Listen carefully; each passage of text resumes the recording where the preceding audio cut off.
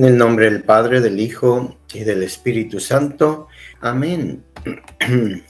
Continuamos con nuestra lectura bíblica del profeta Jeremías, el capítulo 51, y luego lo terminamos y en el capítulo 52 dice: Sedecías tenía 31 años cuando empezó a reinar y reinó 11 años en Jerusalén. Su madre se llamaba Hamutal, hija de Jeremías, y era de Libna. Hizo lo malo a los ojos del Señor en todo tal como lo había hecho Joyaquín. Esto le sucedió a Jerusalén y a Judá por la ira del Señor, hasta el punto que llegó a arrojarlos de su presencia. Más tarde Sedecías se rebeló contra el rey de Babilonia. En el año 9 de su reinado, el día 10 del mes 10, Nabucodonosor, rey de Babilonia, vino con todo su ejército contra Jerusalén. La sitiaron y construyeron fortificaciones alrededor de ella. La ciudad cercada resistió hasta el año 11 del rey Sedecías, pero el día 9 del cuarto mes, el hambre arreciaba en la ciudad y no había ahí alimento para el pueblo llano. Entonces fue abierta una brecha en la muralla de la ciudad y todos los soldados salieron huyendo de ahí durante la noche por el camino abierto entre los dos muros que hay junto al jardín real. Mientras los caldeos rodeaban la ciudad, aquellos marcharon por el camino de la Arabá. Pero el ejército de los caldeos emprendió la persecución tras el rey y alcanzaron a Sedecías en las llanuras de Jericó.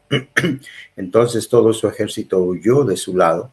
Capturaron al rey y lo condujeron al rey de Babilonia, a Riblá, en el país de Hamat, donde pronunciaron sentencia contra él.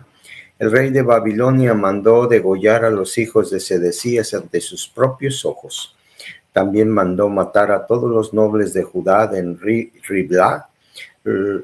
Luego el rey de Babilonia hizo sacarle los ojos a Sedecías y lo mandó atar con cadenas de bronce y lo hizo conducir a Babilonia y ponerlo en la ciudad hasta el día de su muerte.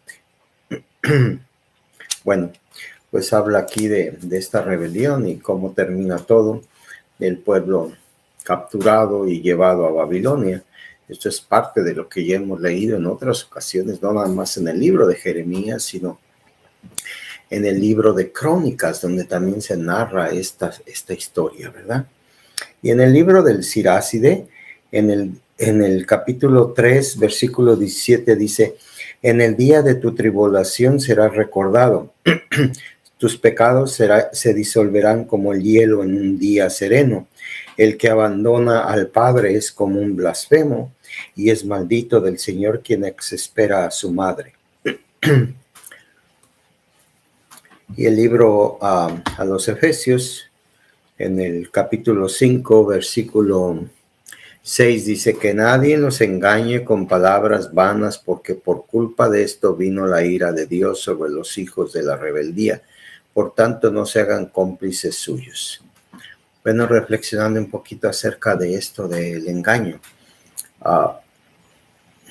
Los sacramentos a nosotros nos dan, como cristianos, nos dan consuelo, ¿verdad? Nos consuelan, nos fortalecen, nos sanan, nos iluminan, nos aumentan la fe. La palabra de Dios nos da sabiduría para distinguir lo malo de lo bueno, nos da fortaleza para rechazar lo malo y acoger lo bueno, nos da la sabiduría para poder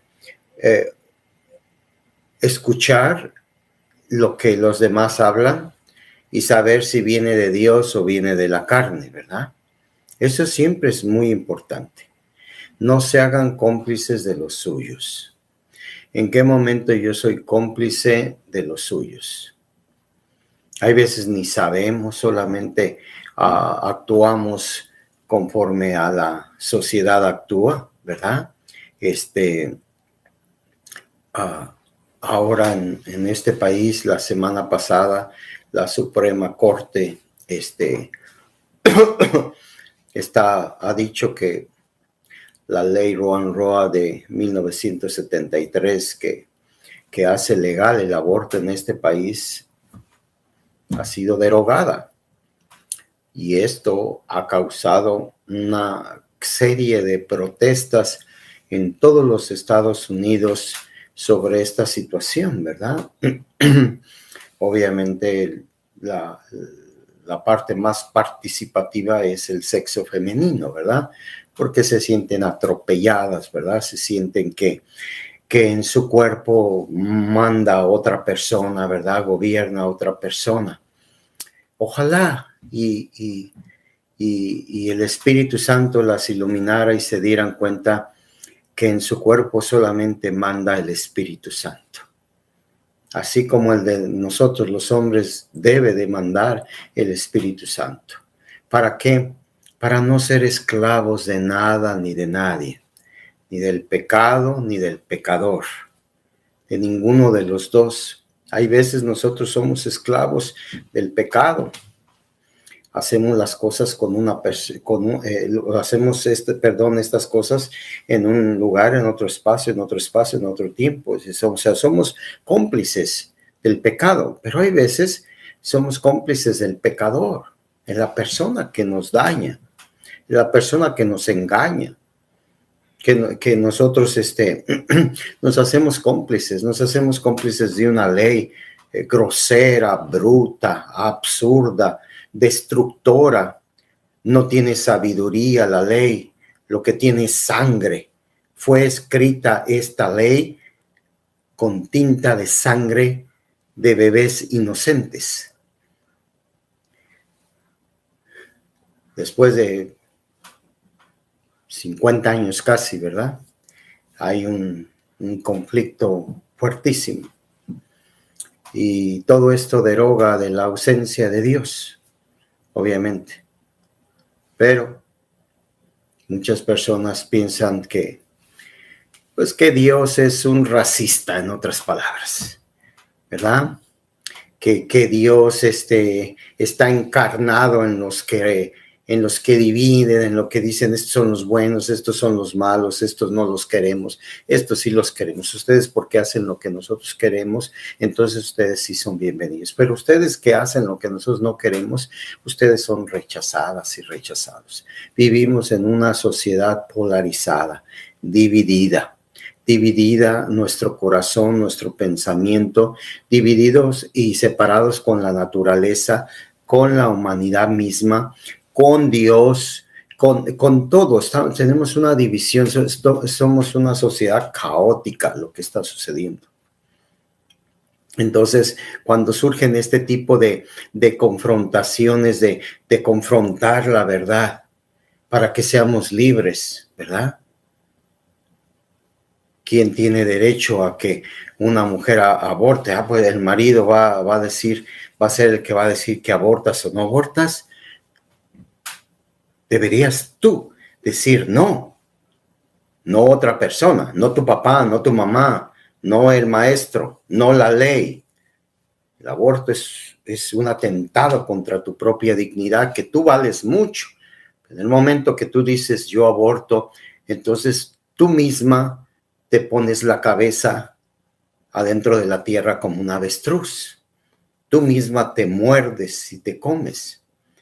Y nosotros como sexo masculino hemos sido igual, hemos dañado y hemos destruido cuántos embarazos, abusos de mujeres y sin ninguna responsabilidad moral, ni social, ni familiar, ni ética.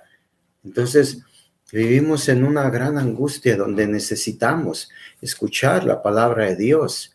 ¿Para qué? Para que podamos verdaderamente poner atención y no ser unos manipuladores, como dice aquí, cómplices de algo. Cuando uno dice una palabra, la otra persona la usa para dividir más a la sociedad. San Pablo les habla a esta comunidad de Éfeso y consciente de esto y que ahora vivimos otra vez, del versículo 15 en adelante les dice, así pues miren con cuidado cómo viven. Mira con cuidado cómo vives tú mujer, tú hombre, tú joven, tu anciano, tu matrimonio, tu estudiante, tu trabajador, tu ama de casa, amadas amas de casa, amadas mujeres que tienen que salir a trabajar, a ganar el sustento de la vida. ¿Cómo vivimos? ¿Cómo morimos por el prójimo? No cómo matamos, cómo morimos por el prójimo. Amando, perdonando, compartiendo, solidarizándonos. Eso es lo que la iglesia siempre les trata de compartir. Ser otros Cristos en la tierra. Miren cómo viven. Miren cómo viven. Dice, no como necios, sino como sabios, redimiendo el tiempo porque los días son malos. Por eso no se vuelvan insensatos, sino entiendan cuál es la voluntad del Señor. No debemos de ser insensatos. ¿Cuál es la voluntad del Señor? ¿Cuál es la voluntad para el presidente Putin? ¿Cuál es la voluntad para el presidente Canel? Para el presidente Biden? Para el presidente Bolsonaro?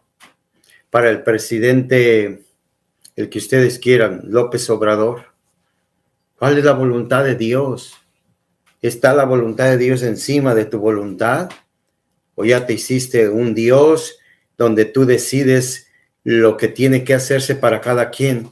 Mucho cuidado, ustedes, hermanas y hermanos que escuchan a estos hombres y mujeres líderes, que a través de ese liderazgo no los opriman, no los engañen, porque se pueden convertir ellos en unos necios y llevan a los demás a la oscuridad, a la división, a la violencia, la falta de amor y de sensibilidad en las necesidades de los demás.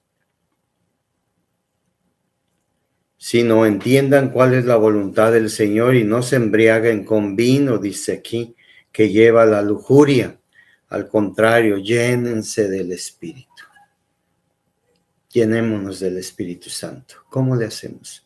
Pues reconoce lo que está en ti, como bautizada, como bautizado, y llámale y Él vendrá a ti. Él está pronto para atender tu necesidad. ¿Y sabes cuál es tu necesidad? Él mismo, el Espíritu Santo, la Santísima Trinidad. Que el Señor nos bendiga, el Padre, el Hijo y el Espíritu Santo. Amén.